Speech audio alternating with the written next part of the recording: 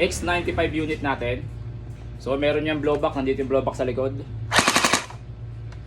So meron safety, may semi-auto, at merong full auto. Naka-prime magazine na rin siya.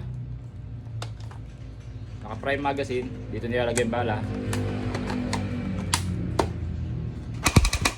So may kasamang scope, Spitfire, natatanggal yan pag kabit mo dito. So test pair natin ito mga basa. Ayan. X95 X-Fire.